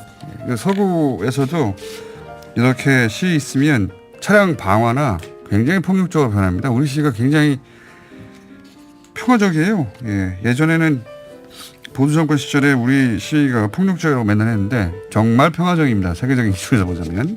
촛불 이전에도 예. 그 정도면 굉장히 평화적이에요. 지금도 파리 시내 보세요. 자동차 아무 상관없는 자동차 100대 넘게 불태웠어요. 예. 죄 없는 자동차들. 여기까지 하겠습니다. 예. 지난주에 자영업자 소상공인들이 오랫동안 요구했던 거죠. 카드 수수료 인하 공식 발표됐는데 워낙 다뤄지지가 않아서 저희가 당사자 소상공인 쪽 관련 입장을 들어보기 위해서 두 분을 모셨습니다. 안진걸 민생경제연구소 소장 나오셨고요. 네, 안녕하십니까. 말 조금 하세요 오늘. 알겠습니다. 한국 중소상인 자영업자 총연합회 방기용 상임 회장님 나오셨습니다. 안녕하십니까. 예, 안녕하십니까. 방기용입니다. 예, 이게 이제 대통령님 감사합니다는 플랜카드라고 인상적인 플랜카드가 붙였는데 이게 언론 보도량이 워낙 적었어요. 예. 그러니까 카드 수수료 가지고 소상공인들이 항의할 때는 보도를 많이 하는데 맞습니다. 해결되면 보도를 안 해요. 예. 이게 참 신기한 일인데 원래 이제 언론이 특히 진보 정권 하에서는 정부가 잘하는 걸 보도를 잘 안 합니다. 예. 보수는 원래 안 하고요. 예. 정부 잘하는 그러니까 진보 정권이 잘하는 걸 칭찬할 리가 없으니까 안 하는 거고 진보 매체들은 그거는 언론이 할 일이 아니야. 칭찬은 해서 안 하고 반대의 경우에는 보수 정권 시절에는 보수 매체들이 열심히 칭찬해 주는데 예. 그러다 보니까 양이 적어요. 엄청나게. 예. 맞습니다. 그래서 그거 느끼십니까? 예. 회장님? 느낍니다. 예. 예. 실제 중점으로 다뤄야 될 건 하나도 안 다루는 것 같아요. 기존의 언론. 플랜카드를 내것인 주체 아닙니까? 회장님이? 그렇죠. 예, 맞습니다. 지난주 월요일 날인데 네. 이제 카드 수수료 대폭 인하되게 되었다. 네. 와달라고 이제 갔거든요. 네. 저도 깜짝 놀랐습니다. 30년 가까운 사회운동 역사상 그러니까요. 그렇게 대형 현수막을 네. 문재인 대통령이 감사합니다. 심지어 만세를 외치시더라고요. 5주 가면 저분들이 저렇게 좋아하실까. 그거 혹시 카드수수료 너무 연출된 거 고통이었거든요. 아닙니까? 그렇지 않습니까? 이건 진심에서 나온 거고요. 사실은 카드 수수료 문제는 하루 이틀 문제가 된 게 아니거든요. 10여 오래된 얘기입니다. 10여 년 넘게 계속 우리들이 문제 제기를 해왔던 거고. 근데 이렇게 실질적인 대책이 나온 적은 여태 정부 정권 하에서 네. 없었어요. 그리고 그러니까요. 자영업자 대책을 세운다고 하더라도 네. 그냥 찔끔찔끔 뭐 선심 쓰듯이 예. 현장- 생색만 냈죠. 예, 생색만 내고 말고 현장에서는 전혀 실감하지 못하는 정책을 폈는데 이번 카드 수수료 정책은 그 어떤 자영업자 정책보다도 예. 여태 나왔던 어떤 정책보다도 가장 획기적이고 실감나고 피부에 와닿는 정책이다 이겁니다. 그리고 10년 동안 한 맺혔던 것이 예. 대통령님의 의지에 의해서 풀렸기 때문에 이 모든 고마움을 사실은 자연스럽게 표출될 수밖에 없었던 것이다 이렇게 보면 저도 됩니다. 사진 보고 이분들이 오바나나 아니면 아니요. 진짜로 제가 항상 그래서 저는 현장 전문 아닙니까? 네. 혹시 연출인가 저도 생각했는데 그렇지 않고 농성을 하셨잖아요. 42일간. 그렇죠. 철화 노숙 농성하시면서 이거 풀어달라고. 무려 이 중소상공인의 자영업자의 93%가 이번에 혜택을 봅니다. 아 그래요. 전체 가맹점이 270만 개쯤 돼요. 신용카드 가맹점이. 네. 항상 팩트가 중요하잖아요. 네. 그중에 250만 개가 매출 30억 원 이하입니다. 네. 대부분 중소상공인들이죠. 그래서 매출 10억에 30억이라서 뭐 돈 많이 버는 걸로 아시는데 영업이익률이 실제로 2에서 5%밖에 안 되니까 우리 편의점들이 대략 한 5, 6억쯤 되잖아요. 연매출이. 네, 그 정도. 그래도 영업이익 뭐 2%도 안 돼가지고 뭐 최저임금도 못 받는 분들도 있는 거거든요. 그러니까 매출액으로 30억이다 해서 돈을 많이 버는 건 아니다. 다만 그분들까지 해서 93%가 이번에 수수료율이 그러니까 예를 들면 5억에서 10억은 한 2.3% 받았던 것이 1.4%, 10억에서 30억도 한 2.3% 받았던 1.6%로 획기적으로 내려간 겁니다. 그러니까 정부 정책이라는 게 기본적으로 피부 잘 안 와닿는 게 많잖아요. 원래. 이번 정책의 가장 중요한 건 구간을 세밀화해서 나눴다는 거거든요. 그러면 저매출 구간에서부터 500억까지 골고루 혜택을 보기 때문에 정책이 나와도 여태까지는 특정 계층만 혜택을 받는데 이번 정책은 자영업자 거의 모든 계층이 혜택을 보기 때문에 네. 그럴 수 있거든요. 좋은 정책을 펴도 특정 계층만 조금 혜택을 보면 나머지 정책 불만이 더 커져요. 그렇죠, 그렇죠. 예, 근데 이거는 자영업자 전체 그러니까 500억이 약간 수수료의 차이는 있지만 나도 혜택을 보는구나. 아 정책을 이렇게 피니까 우리한테 좋아지네. 이러니까 다 좋아할 수밖에 없는 거고 이 정책은 편의점 뭐 제가 이제 주변에 이제 상인들 만나보잖아요. 네. 또 식당 하는 분들, 네. 뭐 슈퍼 하시는 분들, 또 하다못해 볼링장 하시는 분들까지 아우 나도 혜택 보는 건 처음이야. 아유 회장님 그동안 고생해서 이런 소리 처음 들어봤어요 저는. 이거는 너무나 감동적인 거고 또 중요한 건 뭐냐. 네. 이게 사실 여태까지 카드 수수료 문제는 어떤 혜택을 주는 것처럼 잘못 이게 보도가 되는 것 같은데 그게 예. 아니거든요. 혜택이 이 아니다? 문제는 예. 불공평과 불공정의 차별의 문제를 해소한 것이죠. 어떤 왜냐하면 관점에서 그렇습니까? 그동안 어쩌면 여태까지 대기업은 0.7%. 그렇죠. 예. 예. 우리는 2.3%. 예. 이렇게 얘기하면 잘 몰라요. 예. 소수점이니까 예. 쉽게 얘기하면 10억이면 이 볼펜을 예. 총수님한테는 700원 받고 예. 저한테 2,300원 받았던 거예요. 똑같은 물건을. 아, 그 비유하니까 화가 나네요. 그렇지 않습니까? 대기업에는 700원에 볼펜 주고 예. 그다음에 편의점이나 이런 일반 음식점- 가면 우리 예. 자영업자는 2,300원 받은 거라면 똑같은 물건을 판다고 보면 똑같은 물건인데. 네. 저는 뭐 그런 얘기를 회장님 괜히 네. 회장님 되신 게 아니네요. 그러니까 우리 방기 회장님 화가 보시죠. 났네요. 아 그래 왔다. 네. 그리고 이 뭐 자영업자 문제를 푸는데 가장 중요한 게 뭐냐. 우리는 특혜를 달라는 게 아니에요. 이런 것처럼 차별을 없애주면 최저임금 10,000원 충분히 달성할 수 있다 이거죠. 왜냐하면 가맹점의 편의점의 문제 똑같은 거예요. 가불관계 불공정한 거래를 개선해 달라는 거지. 가맹본부와의. 네, 우리 어려우니까 도와달라 이게 아니고 이제 계속 보도되는 건 자영업자 어려우니까 도와줘라 이게 아니거든요. 그 대책을 세워도 꼭 5명 이하. 왜 이렇게 영세한 데만 주점을 두냐 말이에요. 자영업자들도 10명, 20명 고용하는 데 많은데 그러면 7, 8명 고용하는 데는 5명 줄여서 고용하라는 얘기예요. 혜택 줄 테니까. 그리고 실질적으로 그 사람들의 고용을 늘리는 것도 10명, 20명 고용하는 데들이 늘릴 수 있는 좋은 일자리 만들 수 있거든요. 이런 데에 대한 정책을 같이 펴줘야 자영업자들이 살 수 있는 길이 열리는 거지. 그래서 소상공인 자영업자 총연합회에서 전격적으로 모두가 다 환영하는 사안이었다. 그렇습니다. 예. 처음 봤어요. 그리고 처음 봤어요. 예. 이번이 아주 중요한 게 방금 최저임금 이야기 해주셨잖아요. 방 회장님이. 그 모든 중소상공인의 최저임금 인상을 반대한 게 아니에요. 우리 한상총련 오신 분들은 최저임금 인상을 찬성했어요. 왜? 노동자들이 10,000원씩은 한 달에 그래도 시급 10,000원은 받아야지 물건도 더 사주고 외식도 하고 또 우리 그래야 중소기업 중소상공인들 또 내수 활성화될 거 아니냐. 다만 신용카드 가맹점 수수료나 건물주 임대료 때문에 너무 힘드니까 그 부분을 부분을 같이 했으면 해결해서. 좋겠다는데 그동안 뜨뜨미지근했던 게 그리고 아까 고용원 있는 자영업자들이 특히 문제잖아요. 최저임금은 그분들이 대부분 5억에서 30억 구간이거든요. 근데 그건 그동안 안 내렸어요. 5억에만 내려줬어요. 엉뚱한 정책이었던 거죠. 그 자체는 좋았지만. 자, 그럼 근데 알겠고요. 이번에 소장님 잠깐만 아니 기다리세요. 요 한마디 봐보세요. 자, 말이 너무 많아, 아니 요것만 봐봐. 연매출 10억에서 카드 수수료가 2.3%면 전액을 카드로 결제한다 때 2,300만 원 냈잖아요. 네. 근데 이번에 신용카드 사용 의무화 때문에 부가세 공제해 주는 것도 500만 원, 1,000만 원 확대했어요. 이것도 널리 안 알려졌는데 그것까지 적용하니까 실제 연매출 10억에서 신용카드 수수료율이 0.4%로 떨어집니다.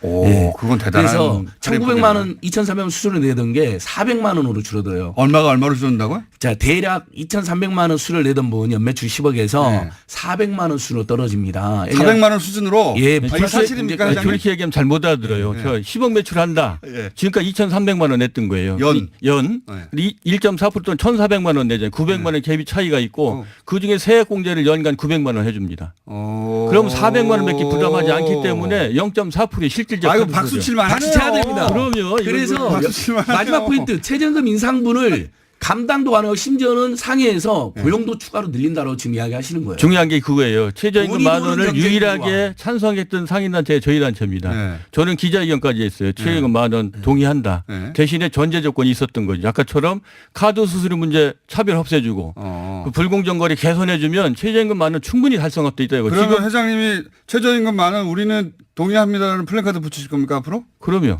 이거 가지고는 안 돼요. 왜냐하면 이 카드 수수료 하나 해결이 됐다고 네. 자영업자 모든 문제 해결된 게 아니거든요. 여태까지 안 돼. 쌓여있던 적체 중에 하나가 해소된 네. 거기 때문에 이것만 가지고는 최저임금 당장 달성이 부족해요. 네. 그러니까 거기 가맹점 본사의 횡포만 없애줘도 가맹점과의- 최저임금 만원 분명히 그래서 당장 이제 가능하다 이거죠. 그래서 공정위에서 이제 출점 제한하기 시작한 거 아닙니까? 거리 제한. 그러니까 총수가 민생 문제에 대한 이해가 높아요. 어제 그제 그게 발표돼서 자 카드수로 확 줄어졌죠. 예. 그다음에 과당 경쟁 때문에 매출하라는 게 문제잖아요. 예. 이제 거리 제한을 편의점뿐만 가맹점 전체로도 확대하는 이야기가 나오고 있거든요. 그렇죠. 이렇게 되면 훨씬 나아지고 최저임금 인상분 감당 가능하고 돈이 도는 경제 민주화되고. 그러니까 소장님 가만히 있어요. 회장님 얘기 듣게. 중소상공인 앞세워서 최저임금 공격하는 시간 자유한국당 2초밖에 안 남는데 자기가 다 쓰려고 그래. 입 닥쳐야 됩니다. 이제 그러시면 안 됩니다. 소장님 말이 많은데 할 게 많아가지고 뭔 집중이 안 돼 보면은. 예. 그러니까 그런 거예요. 그게 최저임금 10,000원을 달성할 수 있는 거는 대통령이 밀어놨잖아요. 조기 달성할 수 있어요. 그거는 불공정 거래 없애주면 돼요. 그런데 알겠습니다. 제가 얘기하는 건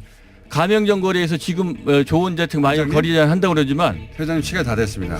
또 나오셔야 되겠습니다. 오늘 여기까지 하겠습니다. 안녕. 저희도 안녕. 고맙습니다.